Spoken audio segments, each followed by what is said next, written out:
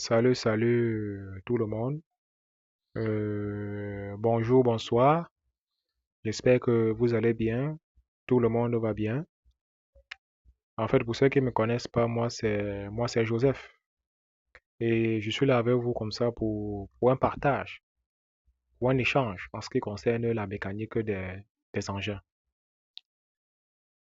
Oui, j'aimerais aborder donc un thème, l'électricité automobile. Mais aujourd'hui, plus précisément, nous allons d'abord parler, c'est quoi l'électricité? L'électricité, en fait, c'est un mouvement, hein, c'est un mouvement ordonné d'électrons. C'est-à-dire, c'est un mouvement ordonné d'électrons dans un sens et dans un conducteur. Pour reformuler, ça veut dire quoi? Lorsque des électrons se déplacent dans un sens et de manière ordonnée, cela crée ce qu'on appelle donc un courant électrique. Si on prend par exemple un exemple, une comparaison par exemple avec une route ou avec une rivière. La route ici peut être considérée ici, si on peut simplifier, une route à sens unique et avec des véhicules qui y circulent.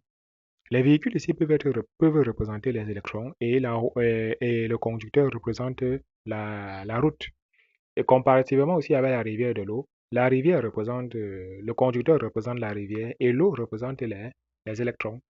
Donc, ce qui fait donc que lorsque ces voitures se mettent en mouvement de manière ordonnée sur la route, dans un sens, lorsque l'eau coule dans la rivière de manière ordonnée dans un sens, cela crée ce qu'on appelle le courant électrique. Ça, c'est de manière basique, ça, c'est de manière vraiment terre à terre.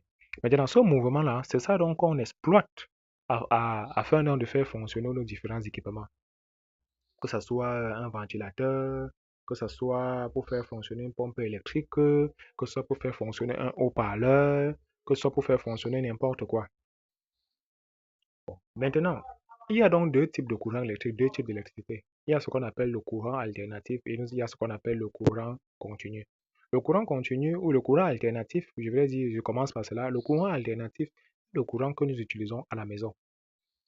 C'est ce que la compagnie de l'entreprise énergie électrique nous fournit pour faire fonctionner nos congélateurs, pour faire fonctionner nos frigos, pour faire fonctionner nos télévisions et bien d'autres consommateurs. Et maintenant, l'énergie continue, qu'est-ce que je voulais dire? Le courant continu est donc maintenant, le courant continu est l'énergie qu'on utilise dans les circuits, dans les cartes mères, dans les circuits électroniques. Ce sont des circuits qu'on utilise par exemple dans la voiture, par exemple dans un véhicule, la batterie, les fusibles, les consommateurs. C'est ça qu'on appelle le courant continu. C'est-à-dire que c'est l'énergie qui sort des piles, c'est l'énergie qui sort des batteries. C'est donc ça dont c'est donc un peu ça dans le courant continu. Ces deux les électricités peuvent être différentes à plusieurs endroits, mais voilà, la différence relative, c'est que l'électricité, le courant alternatif, c'est le courant qu'on utilise à la maison pour faire fonctionner notre frigo, pour faire fonctionner nos ampoules et pour faire fonctionner même nos télévisions. Mais le courant continu, c'est le courant qui sort généralement des batteries, qui sort généralement des piles, et le courant qui sort sûrement sur les cartes mères, les circuits électroniques.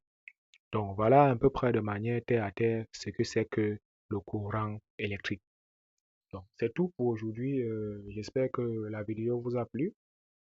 Euh, et la prochaine fois, nous allons continuer dans l'électricité automobile. Nous allons nous appesantir sur l'intensité. Donc nous allons parler de c'est quoi l'intensité d'un courant électrique. Donc, je vous dis merci et à la prochaine.